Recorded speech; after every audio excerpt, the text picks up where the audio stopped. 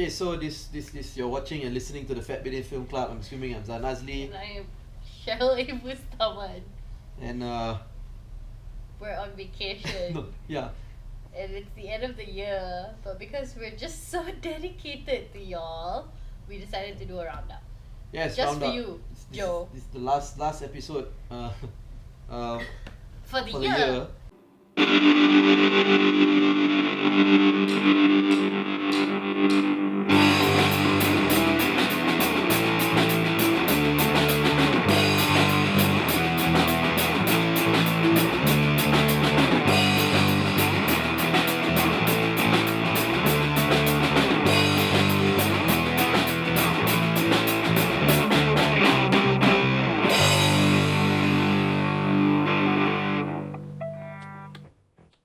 So we've got like the top 3 and the bottom 3 for each of us. And one honourable mention. Yeah, so we didn't consolidate our list. We did not. Yeah.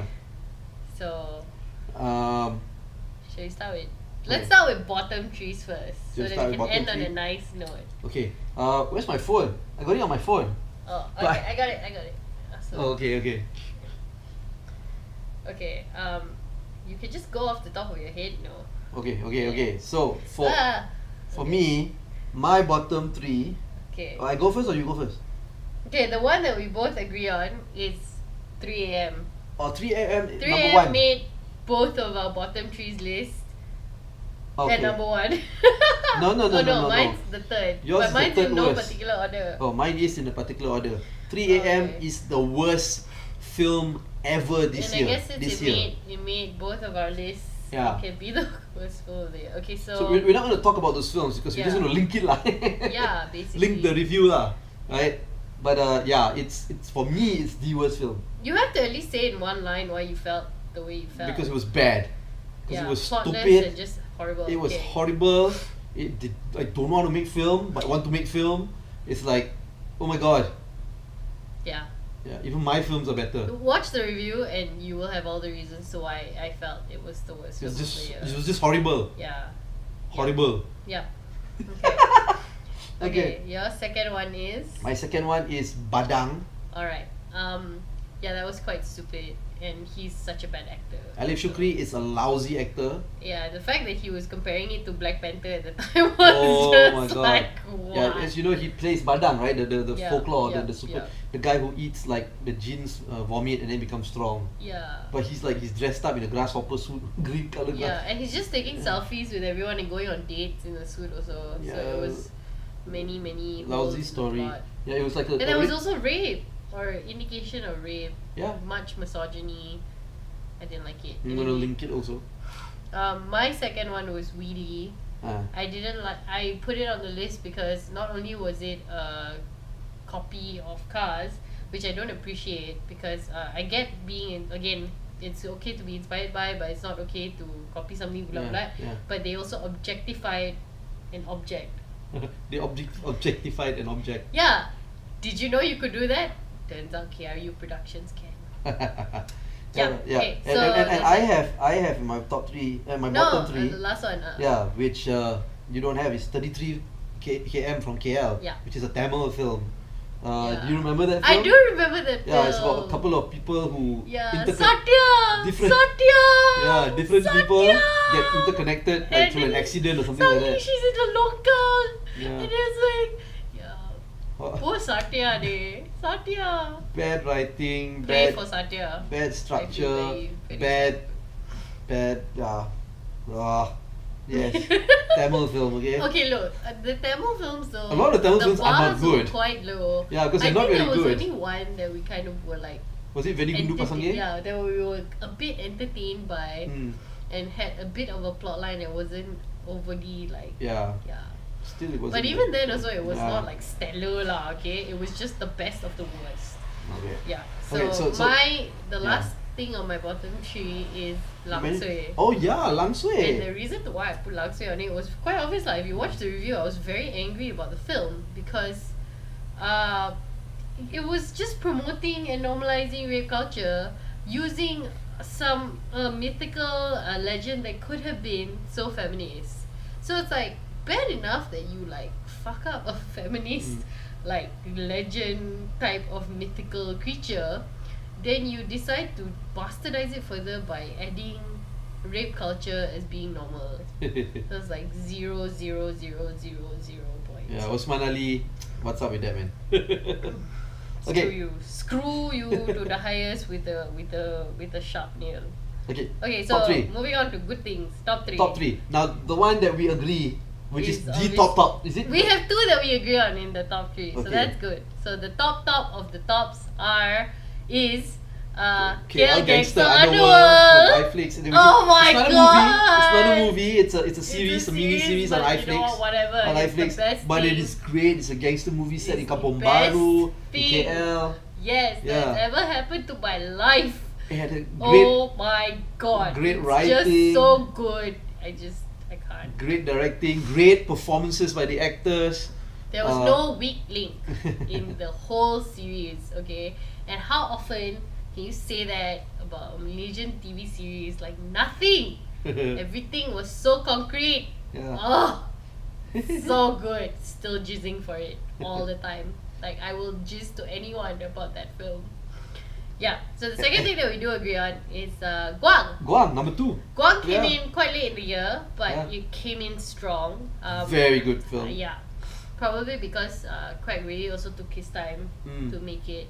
You know, it was a short film from the BMW Shorties, and then developed into a feature film. Which we did notice. It felt a little bit long at first, but it had a lot of heart.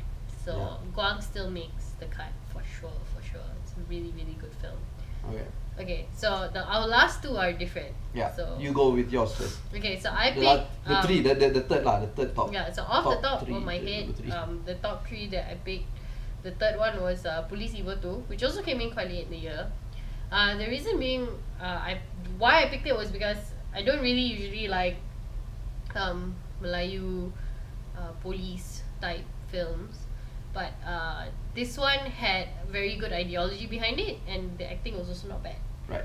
Yeah, and the action scenes were also and mostly the ideology got me lah. The way that they tackled the issue of terrorism or extremism was very interesting. It was very humanizing, and I thought that it had a lot of depth. So that's why I picked it. I love Police Evil 2. Yes. I loved it. I thought it was a very entertaining movie. The only reason why, if I may give my explanation why it didn't make my top 3 is because it's a genre film, and it's a copycat film, right? They just made a really, really good copycat of a Hollywood style genre film, just like Police Evil 1, which is actually quite good because no Malaysian film has ever even achieved that. True. You know, so it's good. But there were, of course, what is good is also because of the local characters, and they localized the issues of Islamic terrorism and all that, which was great. But unfortunately, I it's couldn't. Something that I feel the nation kind of needs lah. Yeah, so of course. that was good. Yeah. Okay. My last 3 in the top 3 is Hantu Kak Lima. Hantu Kak Lima, Mamat Khalid. I guess I'm a fanboy. I love it because it's satire and it really is very relatable to me. I get to see how he makes fun of Malaysian society and culture, and I can see why people will get angry at him also. But it's just I don't know, if I were a filmmaker and I made a film like that, I would feel like it would be like a very, very like a fun film to make. Yeah. Mamat Khalid.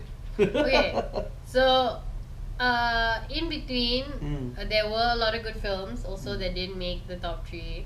There were also a lot of bad films that didn't make the bottom 3, but we each pick one honorable mention. Yeah. So you can go first. Okay, my honorable mention is One Tu Jaga. If you see the trend of the films that I like, films that don't follow genres. Sheril Azim in it. Well, yeah, yes, Sheril Azim. But Sheril Azim didn't, like I said, like in the review, which will be linked also, is that the actors didn't really perform that well because I think the director just used them as props, which is fine, totally fine because it wasn't that kind of film. I like it because it's raw, it's edgy, it's rough, and there's Sheril Azim, and yes, Azman Hassan, one of my favorite lead actors in Malaysia. She also says in another review. Right, and it doesn't follow much genres lah. You know, it kind of tries to break genres, which I like. You know, and it tackles issues that are quite, I guess, issues that people don't really tackle in mainstream media. Yeah, I really liked One to Jaga as well. And One to Jaga is at least number 4 or 5 lah on the list. It would have been on the list if Guang didn't come out or Police Evo 2 didn't come out. Honestly, honest to God, that would be the truth. But it was still a bit, while it was tackling an issue that people don't really talk about, kind of like Police Evo 2, it was still a little bit maybe too art for it to have made a top 3 on a Fat Bidin Film Club list. To me lah. So that's why it didn't make my list. But yeah, great that you mentioned it honorably also, because I think it deserves such an honor, because it is a good film. Yes.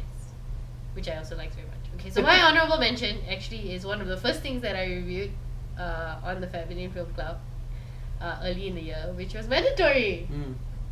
So I picked Mandatory because I felt like there was, I mean, okay, obviously KL Gangster Underworld sort of blew everything else out of the water, but Mandatory deserves an honorable mention for being a Malaysian written TV series that was also quite intelligent and quite well done. And I really enjoyed it. It was very intense. It had really good acting also. Ariel Zafril is quite an intense actor as well. I like him. No, he's good. He's good. I like he's him. good. I like Ariel him. Zafril, He's you so are good. You are good. He's so good. I like watching. But you got my Ariel wife's Zafril. panties in a bunch lah. So. Shut up. He's got a wife too. My God, why are you like this? Be cool, son. God. What? Anyway, I really like watching Ariel Zafril act. Like, his performance is great. I like watching him act. You know, kind of like how you like watching Zahir Azim act. Sure. And Azman Hassan. Mandatory was very well written. It was very well done as well. It might have been a little bit too intelligent. Not, again, like One to Jaga, not mainstream enough to be super relatable to the people. Very art still very art, but I think it paved the way for things like KL Gangster, Underworld. Obviously they're not related because they're from 2 different production companies. It was probably produced around the same time also. Possibly, but it set a good benchmark for Malaysian TV series. And between Mandatory and KL Gangster Underworld, you cannot just simply go out there and make stupid like shitty TV series or mini series anymore lah. It's just it set really set the benchmark. Yeah, it's not acceptable already. So thanks. I know, I agree with Mandatory. I want to say some stuff also. Okay. I like Mandatory. Yes. And no, I'm glad that you mentioned it. I love Mandatory when we reviewed it.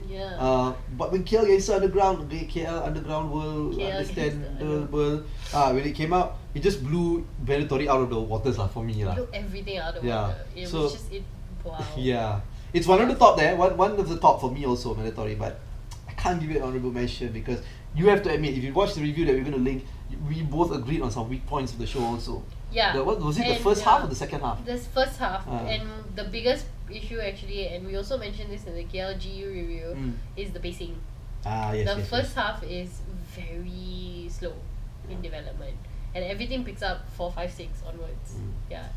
So Look, we're gonna end it right, but I want to say that we heard through our contacts and through the grapevine, right, that is KL Underworld, KL Gangster Underground World, Underworld. Okay, you can't put it on your list. You don't know what it's some stuff is coming out, right? We hear. Apparently that some new stuff is coming out. We're excited. And we're excited about it. Whatever happens with KLGU, we're super excited. I have a sticker, it's on my laptop. I've got more stickers that my children want, but I refuse to give them. It's too old for them anyway. So just too bad. Okay, I still haven't figured out where I'm going to stick them, but stickers are great, and I'm just all for KLGU. Everybody should go watch it on Netflix. It's free. Just do it. So that's it for the year. The Fat Bidin Film Club for the year. Look, we're going to come back strong in 2019. Do right? we know that for sure? For sure. I'm going to stop. I'm not going to stop. Right? Oh, the film club! Yeah, Fat Bidin Film Club. I don't know about the films we're going to review. I thought that's what you were talking about. No, talking about the Fat Bidin Film Club. We're going to keep on watching local films every week. As much as we can, right? Buy a new blanket. Yeah. And we hope that, with all the great films that we've seen this year, also the lousy ones, that actually in 2019 will be a better year for films, which sometimes can be a little bit, but yeah, we continue to follow us, comment, send us comments, suggestions. There are also some series that we want to review that we haven't yet. So maybe will be pushed into 2019. Might also come up in the lineup. So stay tuned. So follow us on all our social media platforms at Fat Bidin. Go to fatbidin.com for everything. You've been watching and listening to the Fat Bidin Film Club. I'm assuming I'm Zan Azli. And I'm Sheril. For all acquaintance be forgot and never grow. Hey, if you want to learn how to become an independent filmmaker or a filmmaker in general, I've got a book which I wrote with a buddy of mine. It's called Zan Azli and Wan Chun Hong's Guide to Indie Filmmaking. You can actually buy it off of here. I'm going to put the link down here at my website, fatbidin.com. It's only a couple of ringgit, and it's really good because it has many different chapters, the process of filmmaking, and each chapter I interview a Malaysian filmmaker who gives advice and tips of from their experience. So yeah, yay, link is down here. Yay.